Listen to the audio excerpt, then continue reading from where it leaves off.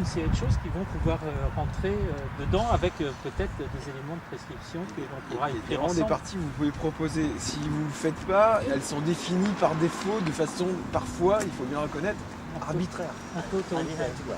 Autoritaire, arbitraire. Donc plus vous pouvez être associé au projet, et mieux Alors. c'est pour vos envies et vos réalisations derrière. Hein. Alors dans le... Que chacun puisse faire ce qu'il a envie. Voilà, Surtout dans parce que une c'est quand même certaine un projet. gamme. Se faire construire une maison, bon, ben, c'est quand même un projet quand même important dans une vie. Donc c'est vrai Tout à qu'autant fait. qu'on puisse faire comme on a envie de le faire. Hein. Bon, sans... Tout à fait. Oui, ça reste un projet personnel, Voilà, même si vous c'est parlez ça. de mutualisation. Voilà, c'est ça. Ça reste quand même le projet personnel d'une vie. On ne fait pas 36 maisons dans une vie, quoi. Oui, bien sûr. Comment? Ça dépend. Mais si vous Bah, arrivez... moi, c'est ma troisième, Oui, mais voilà, c'est la première construction, donc je sais de quoi je parle. Les autres étaient déjà Les faites. autres, elle est déjà faite.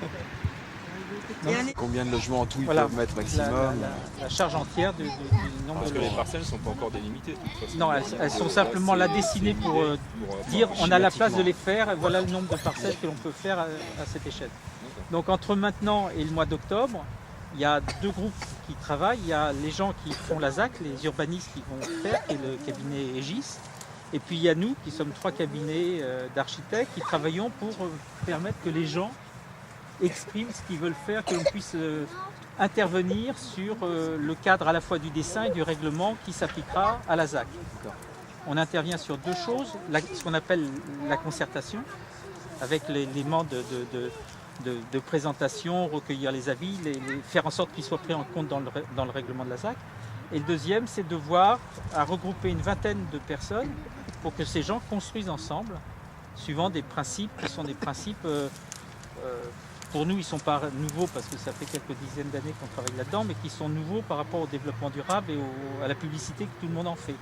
C'est-à-dire des bâtiments qui soient à basse consommation, avec de l'énergie renouvelable, qui récupèrent leurs eaux, qui traitent leurs déchets, qui aient des parties mutualisées, qui fassent que l'on puisse pondérer sur le coût des travaux des éléments qui fassent que certaines parties de la maison coûtent moins cher que d'autres et ainsi de suite. Et puis Mutualiser les garages sur Voilà. les parties Mais je communes. vois par exemple pour tout ce qui est panneaux solaires, etc., il faut que ça soit implanté d'une certaine façon.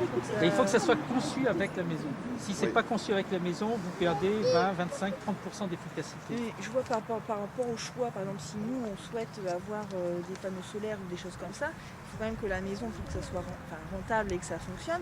Il faut que la maison soit placée d'une certaine façon. Absolument, il faut Donc, qu'elle il soit faut- orientée, il faut qu'elle soit compacte, il faut qu'elle se trouve dans une situation où, par la course du soleil, par Voilà. son isolation, par le choix des matériaux, par l'organisation des pièces à l'intérieur, on puisse optimiser l'apport d'énergie solaire. Mais il n'y a pas que l'énergie solaire qui est dedans. Les maisons qui fonctionnent réellement de façon autonome utilisent plusieurs niveaux d'énergie, que ce soit la récupération de l'énergie à l'intérieur, que ce soit les éléments solaires, que ce soit l'inertie du bâtiment lui-même qui va jouer pour que la nuit, il y ait une partie de l'énergie qui soit reprise, ainsi de Et suite. la géothermie, c'est possible sur le terrain? Alors,